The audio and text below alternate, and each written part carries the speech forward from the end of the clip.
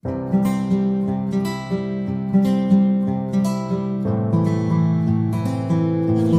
आज हमारा सेल के कंपोनेंट्स में जो पहला कंपोनेंट था सेल मेम्ब्रेन, उसका लास्ट मेरा बीटी लेक्चर है।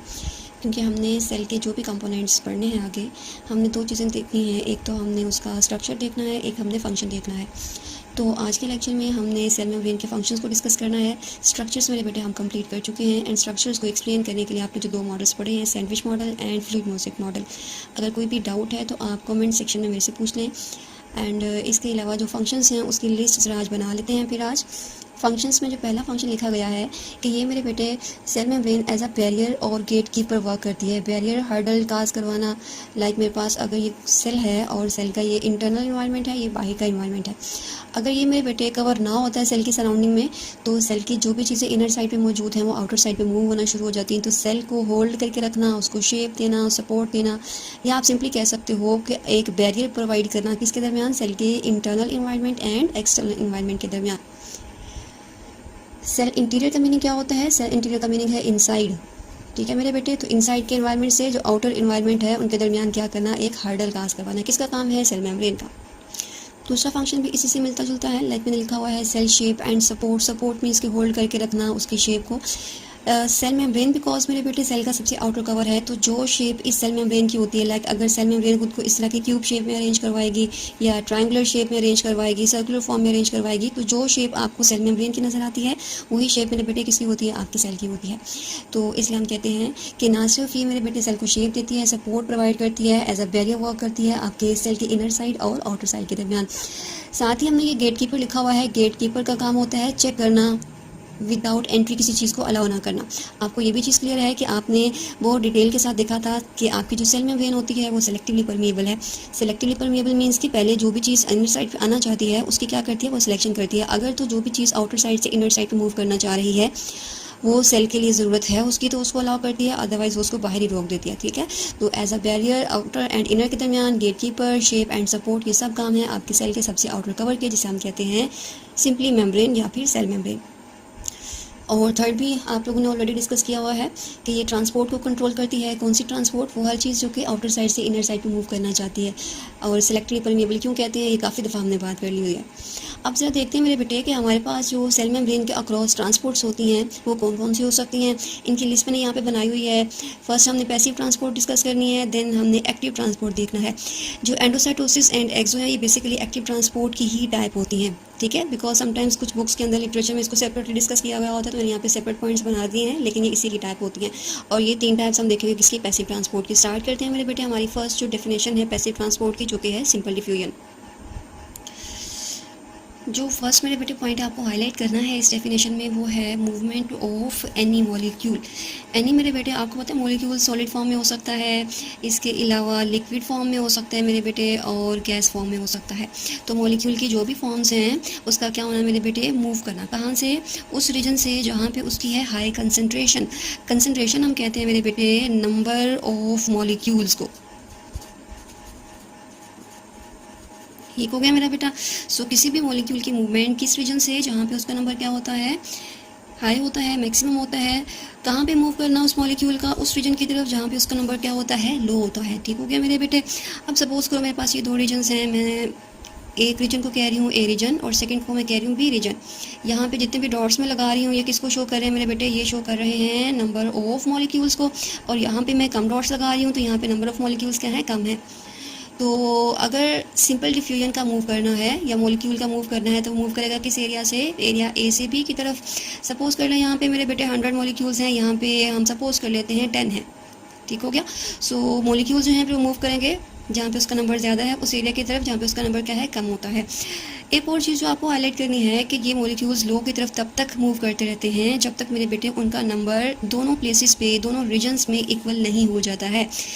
लाइक सपोज करो मेरे बेटे कि यहाँ पे 100 मॉलिक्यूल्स हैं, यहाँ पे 10 हैं। अगर मैं कह रही हूँ कि यहाँ पे दोनों नंबर मुझे इक्वल करवाने हैं दोनों प्लेसेस पे, तो नंबर कितना हो जाएगा? तो ये हो गया अप्रॉक्सीमेटली 55 यहाँ पे होना और 55 यहाँ पे हो जाना। तो जब दोनों प्लेसेस पे नंबर ऑफ़ मॉलिक्यूल्स इक्वल हो गए हैं तो उस हम कंडीशन को क्या कहते हैं? ये हो गया है इक्विलिब्रियम अटेन हो गया है। इक्विलिब्रियम मीन्स कि मेरे बेटे दोनों प्लेसेस पे नंबर ऑफ़ मॉलिक्यूल्स का क्या हो जाना? इक्वल हो जाना। तो पहला पॉइंट जो आपने हाईलाइट किया तो वो था एनी मॉलिक्यूल, सॉलिड का, लिक्विड का या फिर गैस का। एंड दूसरा जो पॉइंट आपने हाईलाइट किया वो था रीजन, जो कि था हाई कंसंट्रेशन के एरिया से लो की तरफ। एंड थर्ड पॉइंट जो आपने हाईलाइट किया वो था मेरे बेटे इक्विलिब्रियम का अटेन होना। ये 3 पॉइंट्स आपने लास्ट में बताने हैं, किसकी डेफिनेशन में, सिंपल डिफ्यूजन में। और ये फर्स्ट मेरे बेटे डेफिनेशन है कौन सी ट्रांसपोर्ट्स में, पैसिव ट्रांसपोर्ट्स में। आई होप कि बेटे आपको डेफिनेशन क्लियर है। आज मैं आपको जितने भी डेफिनेशंस करवाऊंगी उनके एग्जांपल्स में यहाँ पे कोड तो नहीं करवाऊंगी, लेकिन कमिंग लेक्चर्स में जब हम मल्टीपल सिस्टम्स पढ़ेंगे, एनाटॉमी में, फिजियो में, बायोकेमिस्ट्री में हम मल्टीपल एग्जांपल्स देखेंगे तो उसमें ये वर्ड्स में कोड करूँगी कि ये सिंपल डिफ्यूजन के थ्रू हुआ है, ये फैसिलिटेटेड के थ्रू हुआ है और ये ऑस्मोसिस के थ्रू हुआ है। तो अभी अगर मैं एग्जाम्पल्स कोड कर दूँगी तो आपको एज सच बहुत ज़्यादा क्लियर नहीं होगी, तो हम तभी इंशाल्लाह एग्जाम्पल्स कोड करेंगे। अभी जस्ट आप इन टर्म्स को सीख लें कि टर्म्स क्या होती हैं। लाइक एक एग्जाम्पल अगर मैं आपको देना चाहूँ तो सिंपल डिफ्यूजन में हम अक्सर कहते हैं कि जो सॉलिड मॉलिक्यूल है मूव करता है, तो उसमें आप एग्जाम्पल कोड कर सकते हैं। जो स्मोक है, स्मोक में कार्बन के मॉलिक्यूल्स मौजूद होते हैं, तो वो उसका मूव करना कहाँ से, हाई कंसंट्रेशन के एरिया से लो की तरफ, उसको क्या बोलेंगे, ये हुई है स्मोकी या सॉलिड मॉलिक्यूल की किसी से हाई कंसंट्रेशन के एरिया से लो की तरफ उसकी ट्रांसपोर्ट हुई है। ठीक हो गया मेरे बेटे। इसी तरह आप किसी रूम में स्प्रे करते हो, कोई बॉडी स्प्रेज हैं या फिर एयर फ्रेशनर्स हैं, तो जहाँ पे आप स्प्रे करते हैं उसकी मॉलिक्यूल्स क्या होते हैं, ज़्यादा होते हैं, कुछ टाइम के बाद वो पूरे रूम में स्प्रेड हो जाते हैं और मूव करते हैं हाई से लो की तरफ। या आप गैस की एग्जांपल कोट कर सकते हैं। इसी तरह से आप घर में कोई भी जब बनाते हो, ड्रिंक बनाते हो, लाइक आप लोगों ने अक्सर आप गर्मियों में पीते हैं नींबू पानी, तो नींबू पानी में जब आप पानी के अंदर नींबू डालते हैं तो नींबू लिक्विड फॉर्म में जा रहा होता है ना, तो वो जब पूरे पानी में स्प्रेड होता है तो हाई से लो की तरफ मूव करता है। तो आप लिक्विड मॉलिक्यूल की एग्जांपल कोट कर सकते हैं, मूव करना हाई से लो की तरफ। तो एग्जांपल्स पे अभी मैं ज़्यादा डिटेल आपको नहीं लिखवा रही, क्योंकि अभी आपको क्लियर भी नहीं होंगे, जस्ट आपको टर्म्स का सिखाना मेरा पर्पज़ है। लेकिन एग्जाम्पल्स हमने कोट करनी है जब हम सारे सिस्टम्स पढ़ लेंगे। स्टार्ट करते हैं मेरे बेटे पैसिव ट्रांसपोर्ट की। अब सेकंड डेफिनेशन पहले हम ऑस्मोसिस कर लेते हैं, देन हम कर लेंगे फैसिलिटेटेड डिफ्यूजन। पैसिव ट्रांसपोर्ट के जितने भी टाइप्स हैं मेरे बेटे, सबके कैरेक्टर्स आपस में बहुत ज़्यादा रिलेटेड हैं। लाइक ऑस्मोसिस के अंदर भी आप लोग देख रहे हैं कि यहाँ पे मैंने वाटर के मॉलिक्यूल को मूव करवाना है। सेम बाकी डेफिनेशन है मेरे बेटे, किस रीजन से, जहाँ पे उसकी अमाउंट क्या होती है, वाटर की हाई होती है, किस रीजन की तरफ जहाँ पे उसका नंबर क्या होता है, लो होता है। लेकिन एक चीज़ जो हमने हाईलाइट करनी है कि जो ऑस्मोसिस है वो हमेशा किसी भी सेल की मेम्ब्रेन के अक्रॉस होती है। तो इसलिए ये वर्ड्स मैंने यहाँ पे ऐड कर दिए, अक्रॉस आ सेमी परमिएबल मेम्ब्रेन। लेकिन लास्ट वाला पॉइंट वही है मेरे बेटे, और वो क्या है, इक्विलिब्रियम का रीच होना या अटेन होना। एक चीज़ जो आपने हाईलाइट की है वो सिंपल डिफ्यूजन में विदाउट मेम्ब्रेन है। लाइक हम एयर में एयर फ्रेशनर करते हैं तो वहाँ पे कोई मेम्ब्रेन मौजूद नहीं होती है मेरा बेटा। तो हमारे पास simple diffusion without any membrane है, और ऑस्मोसिस में ये मेम्ब्रेन क्या क्रॉस होगा। लाइक मेरे पास ये अगर सेल है तो सेल की आउटर साइड से इनर साइड पे या इनर साइड से आउटर साइड पे सॉल्वेंट का या किसी भी वाटर का मूव करना है, इसका ऑस्मोसिस। ये भी चीज़ आपको लाजमी हाईलाइट करनी है कि ऑस्मोसिस में अगर हम वाटर हाईलाइट कर रहे हैं तो इसके लिए सोचा जाता है या कहा जाता है कि ये सॉल्वेंट्स की मूवमेंट होती है, क्योंकि बहुत से हमारे सॉल्यूशंस में सॉल्वेंट जो है वो हम यूज़ करते हैं। वाटर सॉल्वेंट क्या है, जब भी आप दो डिफरेंट चीज़ें मिक्स करते हो, लाइक आप घर में पानी के अंदर शुगर डाल लें या सॉल्ट डाल लें, तो पानी क्या है, सॉल्वेंट है। शुगर एंड सॉल्ट जो आप अंदर हल कर रहे हो या डिजोल्व कर रहे होते हो उसे हम क्या कहते हैं, वो सोल्यूट है मेरे बेटे। वाइल ये जो पीछे आपने सिंपल डिफ्यूजन पढ़ी है, इसके लिए बिकॉज हमारे पास जो मॉलिक्यूल है वो सॉलिड फॉर्म में होता है, चाहे लिक्विड फॉर्म में है या गैस की फॉर्म में है, तो इसको अक्सर हम कहते हैं ये सोल्यूट की मूवमेंट होती है। ठीक है, यहाँ पे लिख देते हैं।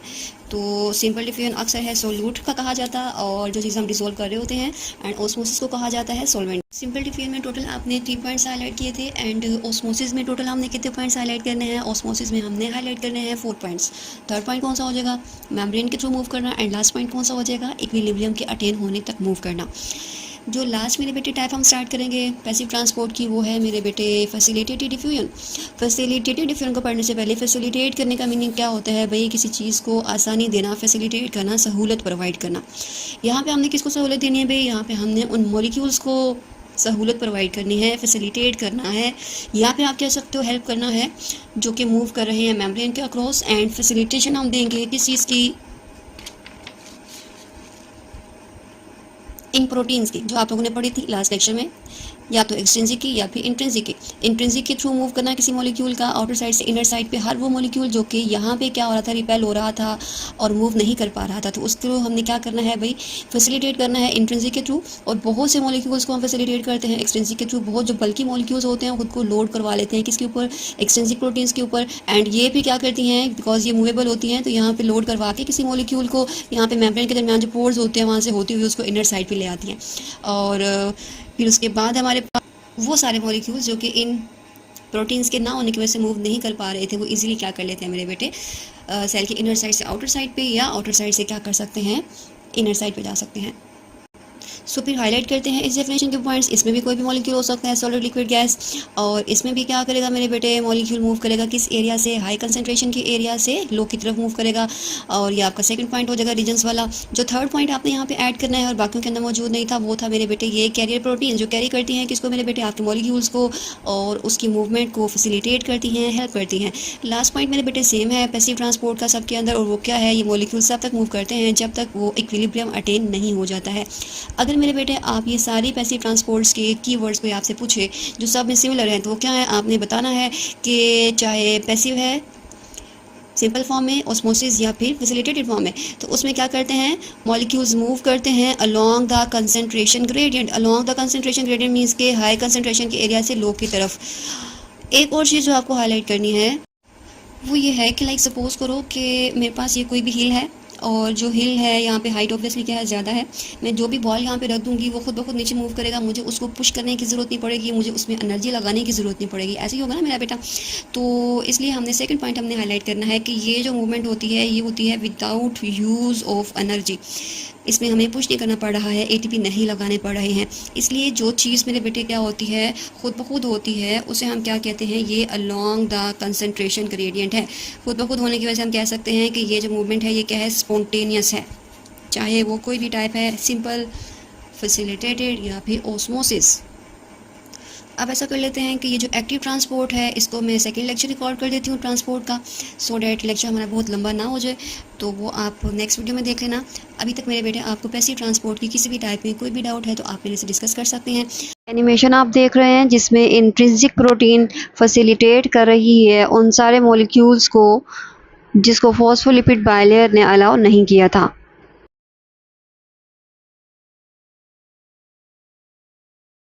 वीडियो को वाइंड अप करने से पहले अक्सर ऑस्मोसिस से रिलेटेड जो आपके वाइवाज होते हैं या थ्योरी के क्वेश्चंस होते हैं, उसमें एक क्वेश्चन पूछा जाता है हाइपरटोनिक, हाइपो एंड आइसोटोनिक का। ज़रा उनके कॉन्सेप्ट मैं आपको बता देती हूँ। ये जो हाइपो की टर्म होती है ये मेरे बेटे किस चीज़ को शो करती है, ये शो करती है लेस को, हाइपो शो करती है किसी चीज़ के ज़्यादा होने को, आइसो शो करती है सेम को, और तीनों के अंदर ये जो टोनिक की टर्म है ये शो करती है किसको, टोनिसिटी को। और टोनिसिटी का मीनिंग क्या है भाई, सॉल्यूशन की कंसंट्रेशन, मींस के किसी भी सॉल्वेंट में सोल्यूट का नंबर कितना है। मैं आपके सामने दो एग्जांपल ड्रॉ कर रही हूँ मेरे बेटे। अगर मेरे पास ये एक बीकर है, बीकर में मैंने ये पार्टीशन लगाई हुई है, पार्टीशन की सेम कंपोजिशन जो हमारी मेम्ब्रेन की होती है वही है। जो फर्स्ट बीकर है मैंने इसमें ले लिया है 100 ml वाटर ले लिया है, सेकंड में भी मैंने डाल दिया 100 ml वाटर। जो फर्स्ट बीकर है उसमें मेरे बेटे मैं डाल रही हूँ, सपोज कर लूँ 5 ग्राम सॉल्ट, और इसमें मैं डाल रही हूँ 20 ग्राम सॉल्ट जो है वो डाल रही हूँ। अगर तो मेरे बेटे आपको ये पहले कॉन्सेप्ट एक होगा कि जितने आप सोल्यूट के पार्टिकल्स डालते हो वो उतने ही सॉल्वेंट के पार्टिकल यूज़ करता है उसमें डिसोल्व होने के लिए। इट मीन्स कि अगर मैंने सोल्यूट कम डाला है तो सॉल्वेंट कम यूज़ होगा, सोल्यूट ज़्यादा डाला है तो सॉल्वेंट ज़्यादा यूज़ होगा। इसी तरह से मेरे पास यहाँ पे जो फ्री सॉल्वेंट है वो ज़्यादा है, कितना होगा, वाटर कितना होगा भाई यहाँ पे 95, और यहाँ पे कितना होगा 80, क्योंकि 20 हमने डाला हुआ था सोल्यूट के पार्टिकल्स।